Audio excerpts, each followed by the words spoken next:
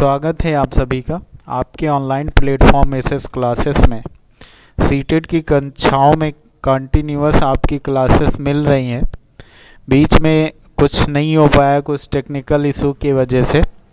आज lecture number आपका ये 10 है और लेक्चर नंबर 10 में जो डेली बेसिक हम लोग जो चीज़ें कर रहे थे उन्हीं पे हम लोग बात कर रहे हैं कि डेली बेसिक आपका 10 से लेकर 15 क्वेश्चन आपके होते हैं और प्रत्येक क्वेश्चन का क्या करना है, चारों ऑप्शन आपको कैलकुलेट कराए जाते हैं, क्लियर कराए जाते हैं। तो अगर हम बात कर लें 15 क्वेश्चन की तो 15 चौका 60 क्वेश्चन आपके यहाँ क्लियर होते हैं आपके 30 से 35 मिनट की क्लास में। ठीक है, ये साइंस क्लास होती है आपकी, जो प्रत्येक सुबह आपको मॉर्निंग में 8 AM पर मिलती है। मॉर्निंग में आपको 8 AM पे मिलती है। इसमें आपको PYQ और PYQ के साथ साथ आपको कॉन्सेप्ट क्लियर कराए जाते हैं। तो ये चीज़ें आपको क्लियर हो रही होंगी और अभी तक मैंने बहुत सारे क्वेश्चन करा दिए, यानी 9 क्लास आपकी हो गई हैं। ये 10th क्लास आपकी है, 10वीं क्लास आपकी है। तो ये 10वीं क्लास भी आप लोग उसी तरह देखिएगा जैसे आप पिछली क्लासों पे आप लोगों ने अपना रुचि दिखाई है। जो लोग नए होंगे वो चैनल पे ज्वाइन कर लेंगे, न्यू लोग जो होंगे वो चैनल को ज्वाइन कर लेंगे। आज से अब आपको डेली आपको क्या होगा, डेली आपको क्लास यहाँ पर आपको मिलती रहेगी। बीच में जो डिस्टरबेंस हो गया है उसको भी मैं कवर अप करने की कोशिश करूँगा, क्योंकि ज़्यादा क्वेश्चन लेके मैं उनको क्लियर कर दूँगा, वो सारी क्लास मैनेज हो जाएंगी। बहरहाल आप जितनी भी क्लासें हैं उन्हीं में आपका सिलेबस क्लियर हो रहा है, क्वेश्चन सब लगभग इसमें आपको क्लियर होते चले जा रहे हैं। ठीक है, तो हम लोग क्या करते हैं, पहले क्वेश्चन की ओर चलते हैं, जो कि हमारा पहला क्वेश्चन होगा, एक बेहतर क्वेश्चन होगा और उस क्वेश्चन की ओर हम चलते हैं। तो क्वेश्चन नंबर 1 हमारा क्या है, ये हमारा रहा क्वेश्चन नंबर 1। बहुत ही बेहतर क्वेश्चन है और ऐसे ही क्वेश्चन आपके एग्ज़ाम में पूछे भी जाते हैं, ऐसे ही क्वेश्चन आपके एग्ज़ाम में पूछे भी जाते हैं। आप देखिएगा, क्योंकि मैंने कहा ना कि ये सारे PYQ होते हैं, मैं पूरे PYQ करवा रहा हूँ। PYQ के साथ साथ जो भी आपके कॉन्सेप्ट प्लस आने वाला क्वेश्चन जो है उसको मैं डिस्कस कराता हूँ। तो पहला क्वेश्चन आपसे कह रहा है, क्या कह रहा है, हरे पौधे दिन के समय कार्बन डाइऑक्साइड की बजाय वायुमंडल में ऑक्सीजन छोड़ते प्रतीत होते हैं, क्योंकि ऑप्शन दिया गया है, कह रहा है क्योंकि हरे पौधे केवल रात के समय श्वसन करते हैं। ऑप्शन नंबर बी कह रहा है हरे पौधे दिन के समय श्वसन करते हैं पर रात के समय प्रकाश संश्लेषण करते हैं। ऑप्शन नंबर सी कह रहा है दिन के समय प्रकाश संश्लेषण की दर श्वसन की दर से अधिक होती है। ऑप्शन नंबर डी कह रहा है हरे पौधे रात के समय श्वसन नहीं करते हैं। तो ये आपके चारों ऑप्शन हैं इन क्वेश्चन के। तो क्वेश्चन के ऑप्शन क्लियर हो रहे होंगे आपको। तो पहली चीज़ तो हम अगर इस पर कुछ डिस्कस कर लें तो पहली चीज़ तो ये याद रखिएगा कि जो श्वसन की क्रिया होती है, ठीक है, जो श्वसन की क्रिया होती है, ये श्वसन क्रिया अनवरत चलती है, श्वसन क्रिया निरंतर चलती है। ये क्या होती है, निरंतर चलती है। ये न दिन रात ये नहीं होता है कि दिन में चलेगी रात में नहीं चलेगी। तो इस श्वसन की क्रिया क्या होती है, निरंतर चलती है। तो हरे पौधे केवल रात के समय श्वसन करते हैं, तो ये आपका क्या होता है, ऑप्शन गलत हो जाता है। फिर अगर हम बात कर लें, क्या कह रहा है कि हरे पौधे दिन के समय श्वसन करते हैं, रात में प्रकाश संश्लेषण करते हैं। प्रकाश संश्लेषण क्या करते हैं, दिन में करते हैं, क्योंकि प्रकाश संश्लेषण क्या होता है, सूर्य के प्रकाश में भी, सूर्य के प्रकाश में क्या होता है, प्रकाश संश्लेषण की क्रिया होती है। ठीक है, तो ये हरे पौधे दिन के समय श्वसन करते हैं पर रात के समय प्रकाश संश्लेषण करते हैं, ये भी आपका गलत हो जाता है। फिर आपका कह रहा है ऑप्शन नंबर सी, दिन के समय प्रकाश संश्लेषण की दर श्वसन की दर से अधिक होती है। ऑप्शन नंबर डी कह रहा है हरे पौधे रात के समय श्वसन करते हैं। अभी मैंने बताया कि क्या होता है, श्वसन जो है वो निरंतर चलने वाली क्रिया है। इसमें ये नहीं है कि हमें अब हो रही है, रात में हो रही है, दिन में नहीं होगी, ऐसा कुछ नहीं है। ये निरंतर सतत चलने वाली क्रिया होती है, रात और दिन दोनों में श्वसन होता है। पहली चीज़ याद रखिएगा, जो श्वसन होती है, पौधों का जो श्वसन क्रिया होती है, ये O2 को ग्रहण करते हैं, ठीक है, O2 क्या करते हैं, लेते हैं, और CO2 को क्या करते हैं, CO2 को ये छोड़ते हैं। ये याद रखिएगा, अपने श्वसन में पेड़ पौधे अपने श्वसन में O2 को लेते हैं, CO2 को छोड़ते हैं। एक और याद रखिएगा कि दिन के समय क्या होता है, दिन के समय प्रकाश संश्लेषण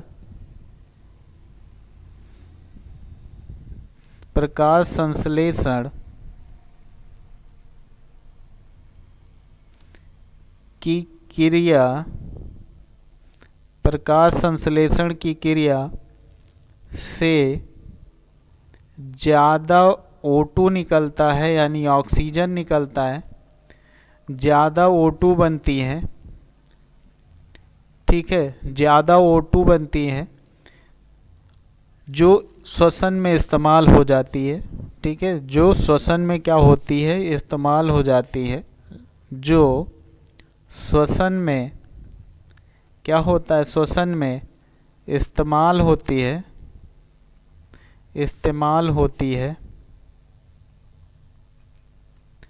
ठीक है, श्वसन में क्या होती है, इस्तेमाल होती है। लेकिन अगर बात करें कि रात में भी क्या होता है, रात में प्रकाश संश्लेषण की क्रिया नहीं होती है, और जब रात में नहीं होती तो रात में क्या होता है, रात में केवल और केवल क्या होता है, श्वसन होता है। रात में केवल और केवल क्या होता है, श्वसन होता है, और श्वसन होने के कारण क्या होता है, जिसमें CO2 बाहर निकलती है, जिससे क्या होता है, केवल और केवल CO2 बाहर निकलता है, CO2 निकलता है, ठीक है, जिससे क्या होता है, CO2 बाहर निकलता है। यानी हम अगर बात कर लें ऑप्शन नंबर सी की, तो ऑप्शन नंबर सी आपका राइट आंसर होगा, क्योंकि हरे पौधे दिन के समय CO2 के बजाय वायुमंडल में O2 छोड़ते हैं। O2 इसलिए छोड़ते प्रतीत होते हैं क्योंकि जो प्रकाश संश्लेषण होता है, प्रकाश संश्लेषण से O2 क्रिया में O2 क्या होता है, ज़्यादा मात्रा में निकलता है, तो इसलिए क्या होता है, श्वसन की दर से अधिक होती है प्रकाश संश्लेषण की दर, इसलिए क्या होता है, कार्बन डाई के बजाय ऑक्सीजन छोड़ते हुए प्रतीत होते हैं। आई होप क्वेश्चन आप लोगों को समझ में आया होगा। इसको एक दो बार में अगर नहीं समझ में आ रहा तो एक दो बार और देख लीजिएगा, जिससे आपको ये क्वेश्चन कंप्लीट हो जाएगा। जिससे क्या होगा, ये क्वेश्चन जो भी आपकी कन्फ्यूजन होगी वो आपकी दूर हो जाएगी। तो ये रही आपकी क्वेश्चन, ये रहा आपका क्या, क्वेश्चन नंबर फर्स्ट। तो दिन के समय क्या होता है, प्रकाश संश्लेषण की क्रिया से ज़्यादा O2 बनती है, जो श्वसन में इस्तेमाल हो जाती है, और रात में क्या होता है, केवल और केवल श्वसन होता है, तो रात में पौधे क्या करते हैं, कार्बन डाइऑक्साइड छोड़ते हैं। तो ये क्वेश्चन नंबर फर्स्ट आपका क्लियर होता है। क्वेश्चन नंबर सेकेंड की ओर अगर हम चलें तो क्वेश्चन नंबर सेकेंड भी एक अच्छा क्वेश्चन है। पेपर 2 के लिए ऐसे ही क्वेश्चन पूछे भी जाते हैं। कह रहा है क्या, कह रहा है कि एक विज्ञान कक्षा 6 के विद्यार्थी को हवा के गुण पढ़ाने के लिए समूहों में क्रियाकलाप करवाने की योजना बनाती है। एक विज्ञान शिक्षक कक्षा 6 के विद्यार्थी को हवा के गुण पढ़ाने के लिए समूहों में क्रियाकलाप करवाने की योजना बनाती है। वह समूहों का नेतृत्व करने वाले विद्यार्थियों का चयन किन गुणों के आधार पर करेगी। तो पहली चीज़ तो याद रखिएगा कि जो छात्र हैं, ठीक है, जो छात्र हैं, छात्रों में क्या होगा, यानी विद्यार्थियों में किसी भी प्रकार का भेदभाव आप नहीं करेंगे। शिक्षक के तौर पे, शिक्षक के तौर पे आप क्या करेंगे, किसी भी प्रकार का विद्यार्थियों के प्रति भेदभाव नहीं करेंगे किसी भी पाठ्य योजना या किसी भी क्रियाकलाप में। तो ऑप्शन पे हम बात करते हैं। ऑप्शन ए कह रहा है विद्यार्थियों को भूमिका करने का आदेश देना और उनकी अपनी समझ के अनुसार कार्य करवाना। अब बच्चे के समझ के अनुसार कार्य कराएंगे तो आप क्या है, हवा के गुण नहीं पढ़ा पाएंगे, ये तो आपको क्लियर हो जाना चाहिए। क्योंकि अगर किसी के अनुकूल हम काम करेंगे तो हम अपने अनुकूल उसको, या हम जो सिखाना चाहते हैं वो कैसे सिखाएंगे, तो ये तो गलत हो जाएगा आपका क्वेश्चन का ऑप्शन। ऑप्शन नंबर बी पे अगर हम बात करें, कह रहा है मुख्य भूमिका होशियार विद्यार्थियों को देकर सुनिश्चित कर लेना कि उनका समूह सबसे पहले कार्य कर लेगा। तो एक चीज़ और याद रखिएगा, मैंने अभी बताया कि किसी भी प्रकार की आप पॉसिबिलिटी बच्चे के साथ नहीं करेंगे। ये कह रहा है मुख्य भूमिकाएं होशियार विद्यार्थियों को देकर सुनिश्चित कर लेना कि उनका समूह सबसे पहले। ये कैसे आप सुनिश्चित कर सकते हैं कि किसी का समूह सबसे पहले कार्य कर लेगा, तो ये भी आपका क्वेश्चन का ऑप्शन क्या होता है, गलत हो जाता है। अब question number C, option number C पे अगर बात करें तो ऑप्शन नंबर सी कह रहा है योग्यता अनुसार भूमिका देना, प्रोत्साहित करना, सभी समूह सदस्यों के साथ समन्वय बनाए रखना। ये सही है, क्योंकि सभी समूह चाहे कमज़ोर हो या फिर होशियार हो, सभी के साथ आपको संबंध बनाना है, समन्वय बनाना है, एक साथ सभी को लेकर चलना है और भूमिका के अनुसार क्या करना है, उनको पद देना है, उनको योग्यता अनुसार भूमिका देना है और क्या करना है, उनको समय समय पर प्रोत्साहित करते रहना है, यानी शाबाशी देते रहना है, जिससे वो बच्चे क्या करें और ज़्यादा वो उत्साहित हों और अपना समय और अपनी जो भी कार्य योजना है, ठीक है, उसको अच्छे से करने में सफल हो जाए। तो ये आपका क्वेश्चन नंबर सेकेंड का ऑप्शन नंबर सी आपका राइट आंसर हो जाता है। ऑप्शन नंबर सी आपका राइट आंसर हो जाता है। देख लेते हैं डी नंबर ऑप्शन को। कह रहा है कि भूमिका चयन करने की स्वतंत्रता, अपनी गति से कार्य करना और समझना। तो ये तो नहीं हो सकता है, क्योंकि अपने गति के अनुसार तो काम नहीं हो सकता है। तो ऑप्शन नंबर सी आपका राइट आंसर आ जाता है क्वेश्चन नंबर 2 का। तो ये आपका क्वेश्चन नंबर 2 हो गया। क्वेश्चन नंबर 3 की ओर अगर हम चलें तो क्वेश्चन नंबर 3 सबसे बढ़िया क्वेश्चन है, जो कंफ्यूज करने वाला क्वेश्चन रहता है। अगर आप अच्छे से नहीं पढ़ते हैं, चीज़ों को कॉन्सेप्ट नहीं क्लियर करते हैं, तो आपका क्वेश्चन गलत होता है। क्वेश्चन कह रहा है, क्वेश्चन नंबर 3 कह रहा है नीचे कुछ रासायनिक क्रियाएं दी गई हैं। नंबर 1 कह रहा है लोहे पर जंग लगना। नंबर 2 कह रहा है मोमबत्ती का जलना। ऑप्शन नंबर सी कह रहा है श्वसन। ऑप्शन नंबर डी कह रहा है प्रकाश संश्लेषण।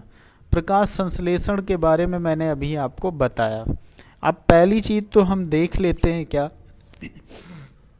रासायनिक क्रिया कौन सी है। तो हम बात कर लें, कह रहा है लोहे पर जंग लगना। अगर लोहे पर जंग लगने की बात करें तो लोहा क्या करता है, ऑक्सीजन की, लोहा ऑक्सीजन और क्या करता है, नमी, ऑक्सीजन और नमी के साथ मिलकर क्या करता है, मिलकर आयरन ऑक्साइड बना लेता है। क्या बना लेता है, आयरन ऑक्साइड बना लेता है, जिसे हम क्या कहते हैं, जंग कहते हैं। ठीक है, जिसे हम क्या कहते हैं, जंग कहते हैं। आयरन ऑक्साइड बना लेता है। ये एक प्रकार की क्या है, ये एक प्रकार की रासायनिक क्रिया है। ठीक है, ये एक प्रकार की क्या है, रासायनिक परिवर्तन होता है। रासायनिक परिवर्तन ये होता है। ठीक है, अगर इसी में हम बात कर लें तो ये क्या करता है, मैंने अभी बताया, आयरन क्या करता है, लोहा क्या करता है, ये O2 के साथ में क्रिया करके और जल यानी H2O की नमी के साथ ये आयरन ऑक्साइड बनाता है, Fe2O3 बना लेता है, Fe2O3 बना लेता है, जिसमें O2 का क्या होता है, रिडक्शन होता है। O2 का क्या होता है, O2 का रिडक्शन होता है, याद रखिएगा क्योंकि कभी कभी पूछ लिया जाता है। O2 का क्या होता है, रिडक्शन होता है। वहीं क्या होता है, आयरन का क्या होता है, आयरन का होता है ऑक्सीडेशन, आयरन का क्या होता है, ऑक्सीडेशन हो जाता है। तो ये एक प्रकार की रासायनिक क्रिया होती है। तो आपसे पूछ क्या रहा है कि नीचे कुछ रासायनिक क्रियाएं दी गई हैं, इनमें दो धीमे दहन को दर्शाने वाली चीज़ों को आपको बताना है। जो धीमे क्रिया होती हैं उनको, उनके बारे में आपको बताना है। तो ये तो आपको पता है कि बहुत धीरे क्रिया होती है, जंग बहुत जल्दी नहीं लगता है, धीरे धीरे क्रिया होती है। तो ये ऑप्शन तो आपका राइट हो जाता है, ये आपका राइट आंसर हो जाता है ऑप्शन नंबर ए। फिर देखते हैं क्या कह रहा, मोमबत्ती का जलना। तो अगर मोमबत्ती के जलने की बात करें तो ये भौतिक और रासायनिक दोनों क्रियाएं होती हैं। इसका जो परिवर्तन होता है भौतिक तथा क्या होता है रासायनिक दोनों परिवर्तन में इसको लिखा जाता है, दोनों परिवर्तन में होता है। जैसे अगर हम बात कर लें रासायनिक परिवर्तन जो इसका होता है वो क्या होता है, भाप बनकर जो जलता है, ठीक है, जो भाप बनकर जो जलता है, भाप बनकर जलना, ये हमारी क्या हो जाती है, रासायनिक, ये रासायनिक हो जाती है। और साथ साथ अगर हम बात करें क्या होता है, मोम जो होता है पिघलकर तरल बन जाता है, मोम पिघलकर ठोस से क्या होता है, ठोस से तरल हो जाता है। और ये क्या होता है, ठोस से तरल हो जाता है। और इसको क्या कहते हैं, इसको हम कहेंगे क्या, ये हो जाता है भौतिक परिवर्तन। क्या हो जाता है, ये आपका हो जाएगा भौतिक परिवर्तन, ये आपका भौतिक परिवर्तन हो जाता है। तो ये आपका क्या हो गया, जो आपका होता क्या है, भौतिक परिवर्तन और रासायनिक परिवर्तन किससे होता है, मैंने बताया अभी कैसे होता है। तो आपका जो मोमबत्ती का जलना भौतिक परिवर्तन और रासायनिक परिवर्तन दोनों में काउंट होता है। ये भी क्या होता है, ये जल्दी जलती है, इसका जो दहन होता है जल्दी होता है। तो ये क्वेश्चन आपका गलत हो जाता है ऑप्शन। श्वसन की अगर बात करें तो श्वसन यह एक जैविक क्रिया होती है, जिसमें आपको अभी मैंने बताया क्या होता है, जिसमें क्या होता है कि O2 ग्रहण किया जाता है और CO2 को क्या किया जाता है, बाहर कर लिया जाता है, यानी बाहर किया जाता है। तो ये आपको क्लियर हो गया कि श्वसन क्या होता है। ये भी क्या है कि आपकी जो वो होती है, आपको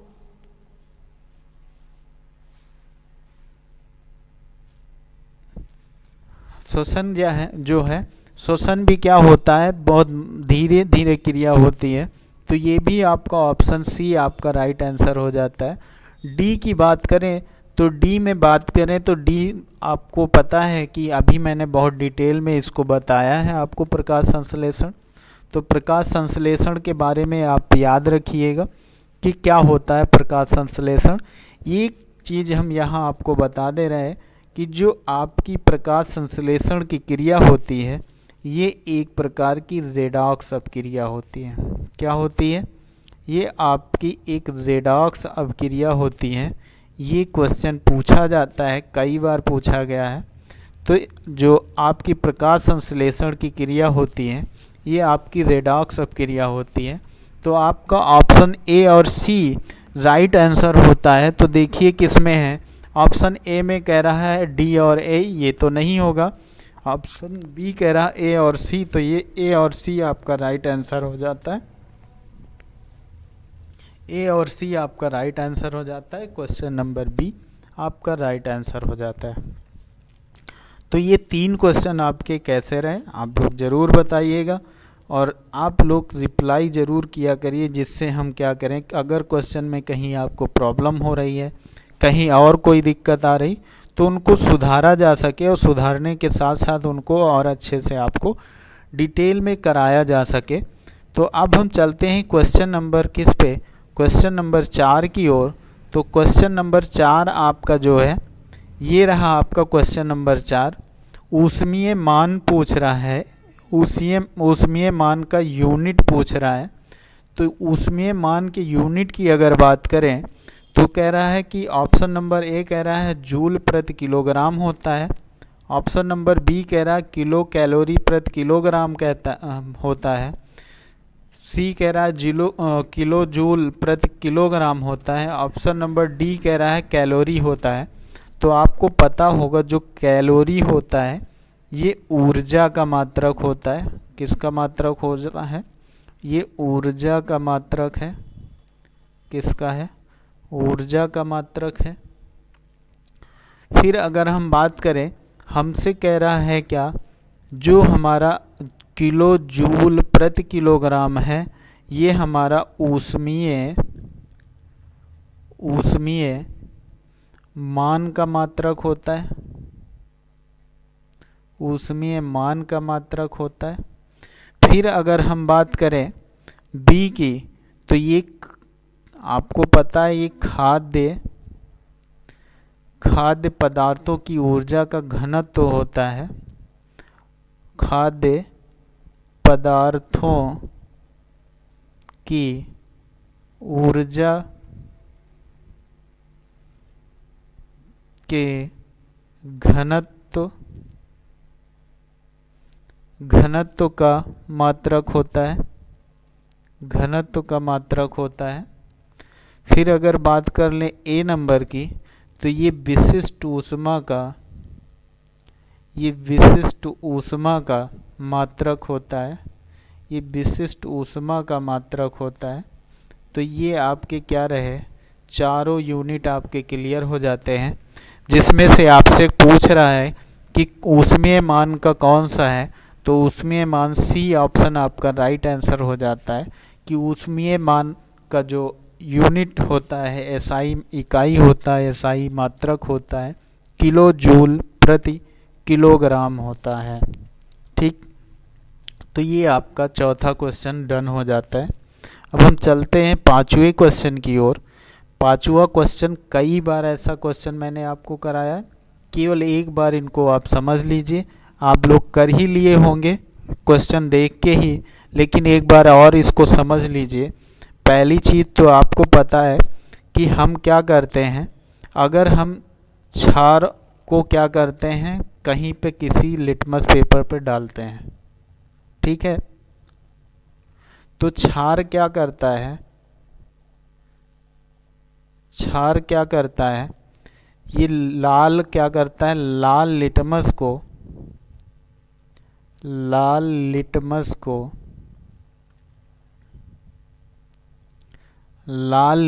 को क्या करता है, नीला कर देता है। ठीक, लाल लिटमस को नीला करता है कौन, क्षार। क्लियर हो गया। और ये क्या करता है क्षार, नीले लिटमस पे कोई प्रभाव नहीं डालता है। नीले लिटमस पे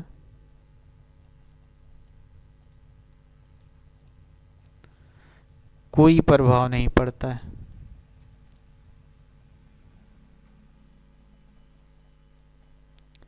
कोई प्रभाव नहीं। तो यही आपसे क्वेश्चन पूछ रहा है। देखिए क्या कह रहा है, कह रहा है क्वेश्चन नंबर 5, विद्यार्थियों ए, बी, सी और डी विद्यार्थी हैं। जब सूखे लिटमस पत्र पर ठोस बेकिंग सोडा यानी खाने का सोडा रगड़ते हैं तो उन्हें निम्नलिखित में अवलोकन किए जाने पर क्या प्राप्त होता है। विद्यार्थी ए क्या कर रहा है, बेकिंग सोडा को नीले रंग में ये बेकिंग सोडा को क्या करता है, सूखे लाल लिटमस पर प्रभाव क्या, जब रगड़ता है तो क्या होता है, कह रहा है नीले रंग में बदल जाता है। ठीक है, देखते हैं। फिर कह रहा है क्या, इस पे कोई प्रभाव नहीं पड़ता है, किस पे, सूखे नीले लिटमस पे पूछ रहा है क्या प्रभाव पड़ता है, तो कोई प्रभाव नहीं पड़ता है। अब विद्यार्थी बी क्या कर रहा है, विद्यार्थी बी अवलोकन करता है और कहता है कि इस पे कोई, लाल लिटमस पे कोई प्रभाव नहीं होता है। लेकिन बी के अकॉर्डिंग कह रहा है कि ये लाल रंग में बदल देता है, नीले को लाल में बदल देता है। वहीं पे अगर सी पे बात करें तो सी कह रहा है नीले रंग में बदल देता है लाल को, वहीं लाल और नीले को क्या कर रहा है, ये लाल में बदल दे रहा है। ये सी का स्टेटमेंट है। डी का स्टेटमेंट है, कह रहा है कि कोई प्रभाव किसी पे नहीं पड़ता है। कह रहा है विद्यार्थियों द्वारा अवलोकन किया गया सही ऑप्शन क्या है, तो अभी मैंने बताया जो हमारा बेकिंग सोडा है, बेकिंग सोडा जो होता है ये हमारा याद रखिएगा ये एक प्रकार का क्षार होता है। क्या होता है, एक प्रकार का क्षार होता है जो कि क्या करता है, नीले लिटमस पे कोई प्रभाव नहीं डालता है और लाल को नीला कर देता है। तो याद रखिएगा लाल को क्या कर रहा है, नीला कर दे रहा है और नीले पे कोई प्रभाव नहीं पड़ रहा है। तो ऑप्शन नंबर बी आपका राइट आंसर होता है। अब इसमें देखिए ऑप्शन बी कहाँ पे है, ऑप्शन नंबर ए कहाँ पे है, तो ऑप्शन नंबर ए देखिए कहाँ पे है, तो ऑप्शन नंबर ए आपका ऑप्शन नंबर ए जो है ऑप्शन सी में दिखा रहा है, ऑप्शन सी में दिखा रहा है। राइट आंसर आपका सी नंबर ऑप्शन यानी ए आपका राइट आंसर हो जाता है। तो ये आपके क्वेश्चन हो गए आपका 5। हम छठे क्वेश्चन की ओर चलते हैं। तो छठा क्वेश्चन जो है हमारा उसकी ओर चलते हैं। तो छठा क्वेश्चन भी आपके लिए बहुत ही अच्छा क्वेश्चन होगा। ये कह रहा है क्या व्यायाम के पश्चात जब हम लोग एक्सरसाइज करते हैं, व्यायाम करते हैं, व्यायाम के पश्चात कभी कभी क्या होता है, कह रहा है कि कभी कभी हमारे पेशियों में क्रैम्प आ जाता है यानी खिंचाव आ जाता है, देखा होगा खिंचाव उत्पन्न हो जाता है। इसका क्या कारण है, कह रहा है ऑप्शन ए पाइरूवेट का अल्कोहल में परिवर्तित हो जाना, ग्लूकोज का पाइरूवेट में परिवर्तित नहीं होना, ऑप्शन नंबर सी कह रहा है ग्लूकोज का लैक्टिक अम्ल में परिवर्तित नहीं होना, ऑप्शन नंबर डी कह रहा है पाइरूवेट का लैक्टिक अम्ल में परिवर्तित हो जाना। तो एक चीज़ याद रखिएगा, जब भी हमारे मांसपेशियों में ऑक्सीजन की कमी होती है, O2 की कमी से, O2 की कमी से क्या होता है, मांसपेशियों में O2 की कमी हो जाती है, ठीक है, मांसपेशियों में O2 की कमी से क्या होता है, ग्लूकोज लैक्टिक अम्ल में परिवर्तित हो जाता है। कमी से क्या होता है, जो ग्लूकोज होता है वो क्या होता है, लैक्टिक अम्ल में परिवर्तित हो जाता है और लैक्टिक अम्ल में परिवर्तित हो जाता है जिसके वजह से क्या होता है, जिसके वजह से क्या होता है, लैक्टिक अम्ल में परिवर्तित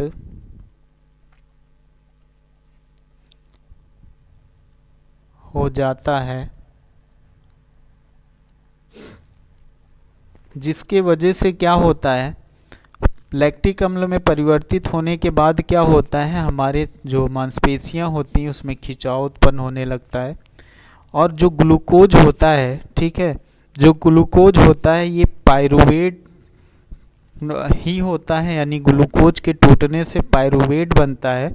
तो अगर आप बात करें तो ये क्या होता है, ऑप्शन नंबर डी में देखिए क्या दिखा रहा है, पाइरूवेट का लैक्टिक अम्ल में परिवर्तित हो जाना। यही कारण है कि हमारे शरीर में खिंचाव उत्पन्न हो जाता है, मांसपेशियों में खिंचाव उत्पन्न हो जाता है। ऑप्शन नंबर 6 आपका राइट आंसर हो जाता है। ऑप्शन नंबर डी आपका राइट आंसर हो जाता है क्वेश्चन नंबर 6 का, ठीक है। तो ये आपका क्या हो गया, ऑप्शन नंबर डी आपका राइट आंसर हो जाता है, option number D question number 6 का, ठीक। अब हम बात करते हैं क्वेश्चन नंबर 7 की ओर चलते हैं। क्वेश्चन नंबर 7 जो है हमारा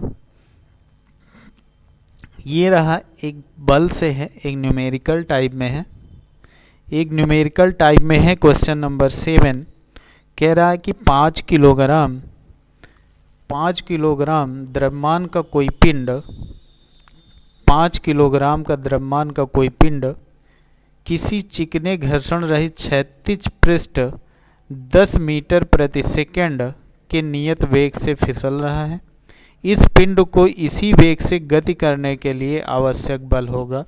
यानी F की वैल्यू पूछ रहा है, F का मान क्या होगा ये पूछ रहा है।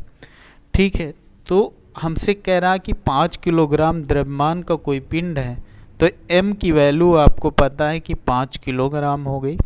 साथ ही साथ कह रहा है कि घर्षण रहित है, और जब घर्षण रहित है तो आप याद रखिएगा, घर्षण रहित जब तल होता है तब उसमें जो वेग होता है वो नियत रहता है, गतिमान रहता है, गतिशील रहता है। और जब गतिशील रहता है तो उसमें बल की कोई ज़रूरत नहीं होती है, बल की कोई ज़रूरत नहीं होती है, कोई ज़रूरत नहीं होती है। ठीक है, बल की कोई ज़रूरत नहीं होती है जब ऐसी कंडीशन होती है, जब घर्षण रहित होगा तब। तो क्लियर हो गया, अगर घर्षण रहित है तो बल की कोई आवश्यकता नहीं। लेकिन फिर भी हम अगर देखें, इसको कैलकुलेट करें, तो कह रहा है कि 36 पृष्ठ पर 10 मीटर प्रति सेकंड के नियत वेग से ये फिसल रहा है। तो v की वैल्यू तो ये कह रहा है 10 मीटर प्रति सेकंड है। हमें निकालना क्या है, F निकालना है। तो F की वैल्यू आपको, F का मान पता है। बल का सूत्र क्या होता है, द्रव्यमान गुणे त्वरण यानी F गुणे ma होता है। ये दिया नहीं गया है। M की वैल्यू पता है हमारे पास 5 और A की वैल्यू है 0। तो ये क्या होता है, F इक्वल टू हो जाएगा 0। तो क्या हो जाएगा, 0 न्यूटन बल का काम करेगा। यानी कि ऑप्शन नंबर सी आपके पास राइट आंसर हो जाएगा कि आपको बल की कोई आवश्यकता नहीं पड़ेगी। तो बल की कोई आवश्यकता यहाँ पे नहीं पड़ेगी। तो ऐसा क्वेश्चन आपको नॉर्मली दे दिया जाता है और पूछ ही लिया जाता है, जिससे आप कंफ्यूज होते हैं और बहुत सारी चीज़ें गलत भी करके आ जाते हैं। तो ये याद रखिएगा। तो क्वेश्चन नंबर 7 आपका डन होता है। क्वेश्चन नंबर 10 की ओर चलते हैं हम लोग, और क्वेश्चन नंबर 8 की ओर। क्वेश्चन नंबर 8 क्या कह रहा है, एक विषमांगी मिश्रण है, निम्नलिखित में से कौन सा विषमांगी मिश्रण है ये पूछ रहा है।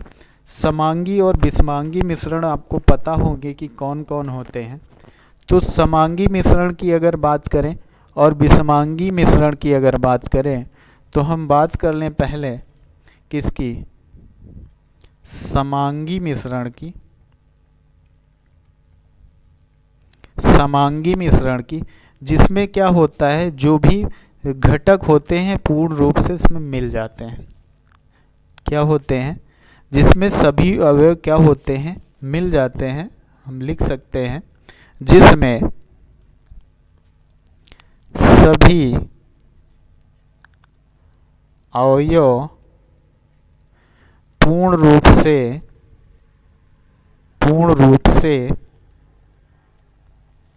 मिल जाते हैं या मिश्रित हो जाते हैं।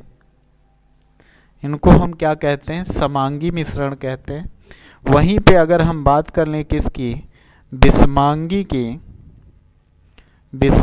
की, तो विषमांगी में क्या होता है, जिसमें सभी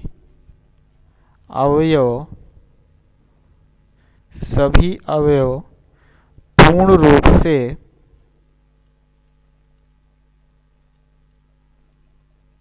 नहीं मिलते हैं,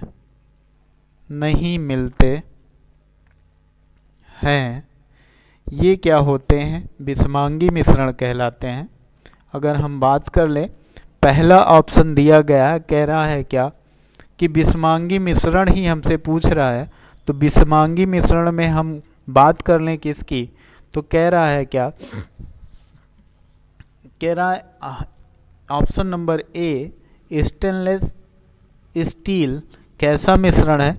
तो स्टेनलेस स्टील जो होता है आपको पता है, ये लोहा प्लस अगर बात करें तो क्रोमियम, और अगर बात करें तो साथ ही साथ क्या होता है, कार्बन, इन सभी के मिश्रण का रूप होता है। और देखिए इन सब के मिलने से ये बनता है, और सब पूर्ण रूप से मिल जाते हैं। तो ये क्या हो जाता है आपका, ये आपका एक समांगी मिश्रण होता है। ये आपका एक समांगी मिश्रण होगा। तो आपसे पूछ रहा है विषमांगी, तो फिर दूसरा कह रहा है आयोडीन युक्त नमक। तो आयोडीन युक्त नमक की अगर आप बात करें तो ये आपका क्या होता है, देखा होगा नमक में अगर आयोडीन मिलाया जाए तो ये कहीं ना कहीं थोड़ा बहुत अलग दिखता है। तो ये हमारा ये पूर्ण रूप से नहीं मिक्स दिखाई देता है। तो ये हमारा क्या हो जाता है, ये विषमांगी मिश्रण हो जाता है, विषमांगी मिश्रण हो जाता है। फिर अगर बात करें गुब्बारे में भरी हवा, तो गुब्बारे में कई प्रकार की हवाएं भरी होती हैं और सब एक ही गुब्बारे में क्या होता है, हम भरी होती हैं, तो ये मिल जाती हैं। तो ये क्या होता है, समांगी होता है। ये भी क्या होता है, समांगी होता है। वहीं अगर पीतल की बात करें तो ये भी एक प्रकार का समांगी मिश्रण होता है। समांगी मिश्रण से ये क्या होता है, बना हुआ होता है। तो ऑप्शन नंबर बी आपका क्या होता है, राइट आंसर हो जाता है, जो कह रहा है कि निम्नलिखित में विषमांगी मिश्रण कौन सा होता है। तो आयोडीन युक्त नमक एक विषमांगी मिश्रण होता है। तो ये क्लियर हो गया होगा आपको।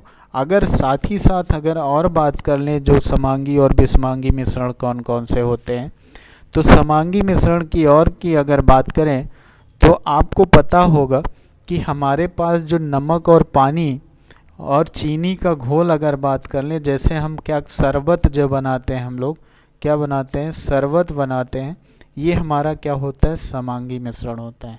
समांगी मिश्रण होता है, यानी कि इसमें क्या है, चाहे आप नमक मिलाइए, नमक के साथ साथ चीनी मिलाइए और चीनी के साथ में क्या करिए, पानी को मिला दीजिए, ये सब एक साथ मिल जाते हैं। तो ये क्या होता है, समांगी मिश्रण होता है। वहीं अगर विषमांगी की बात करें तो विषमांगी में जैसे तेल और पानी को मिलाइए कभी मिलता है क्या, तो ये विषमांगी होगा। रेत और पानी को मिलाइए कभी मिलता है क्या, तो ये सब क्या होते हैं, विषमांगी मिश्रण होते हैं। तो क्वेश्चन नंबर आपका क्या होता है, क्वेश्चन नंबर 8 आपका राइट आंसर हो जाता है बी। आपको क्वेश्चन समझ में आया होगा। अब हम चलते हैं क्वेश्चन नंबर 9 की ओर। क्वेश्चन नंबर 9 आपका कह रहा है कि उस उच्च समुच्चय,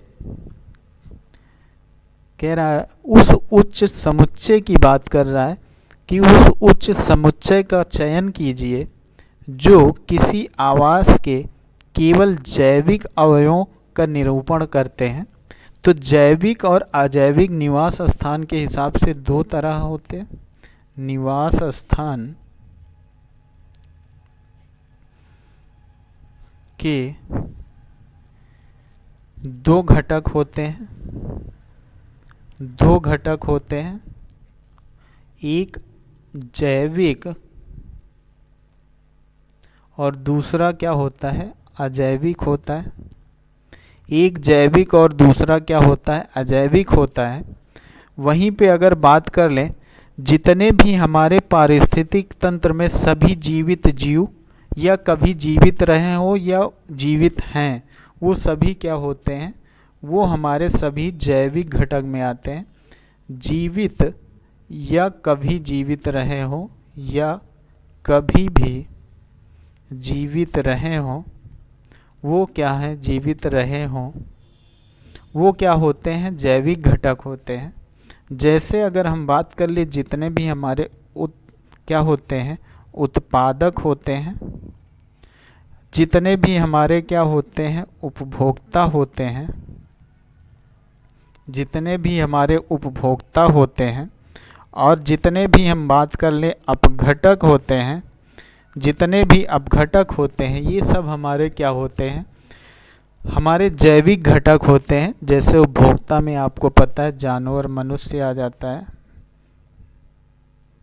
ठीक है, क्या होता है, जानवर और मनुष्य आ जाता है।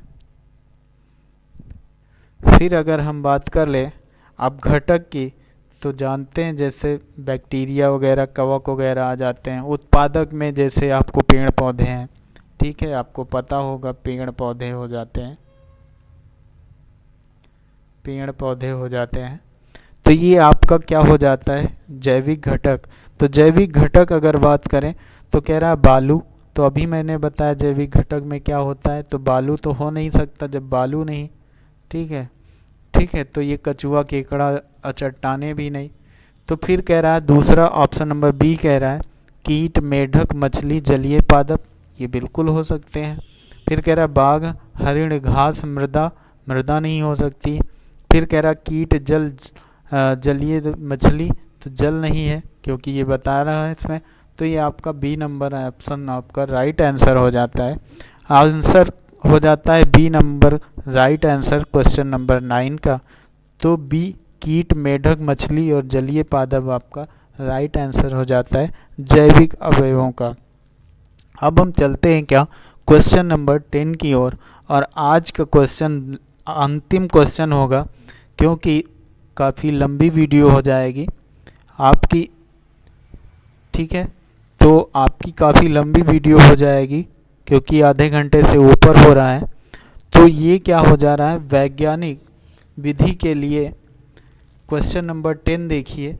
कह रहा है वैज्ञानिक विधि के लिए सामान्यतः निम्नलिखित चरणों का पालन करने की सिफारिश की जाती है।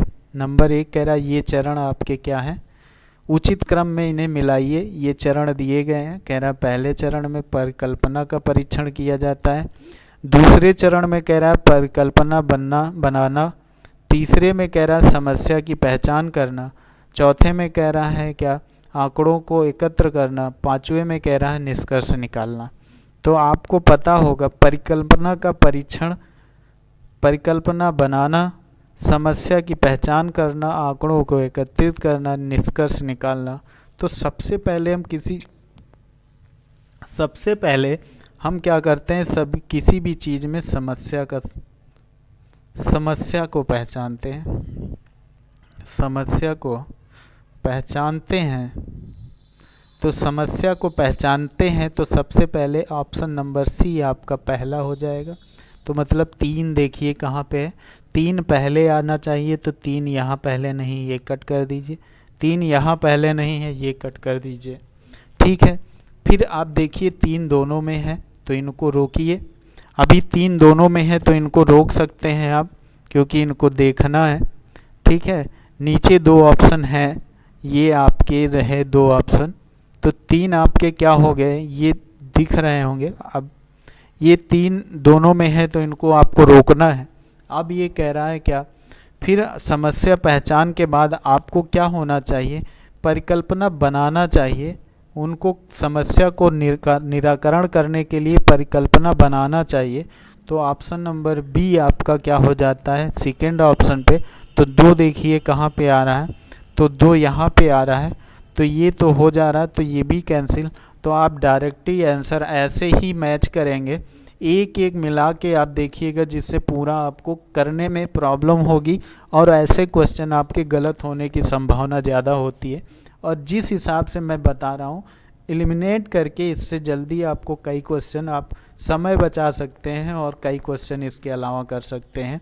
तो मतलब क्या हो जाएगा, आपका 3 पहले हो जाएगा, फिर आपका 2 हो जाएगा, फिर आपका 4 हो जाता है, फिर आपका 1 हो जाता है और फिर आपका क्या हो जाएगा 5।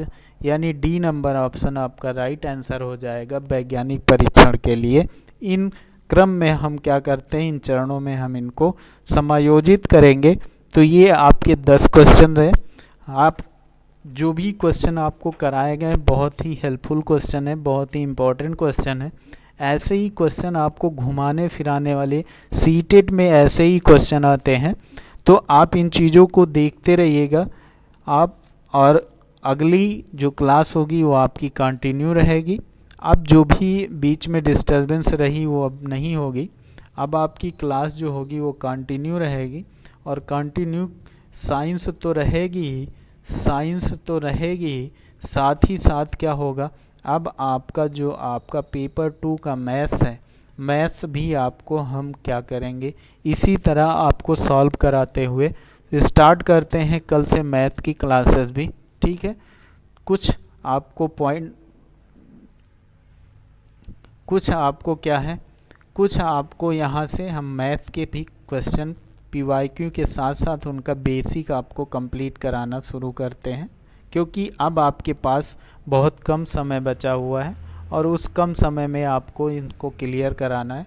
तो ये चीज़ें आपकी हो गई, ठीक है। क्या करिएगा, वीडियो को अधिक से अधिक लोगों को शेयर करिए।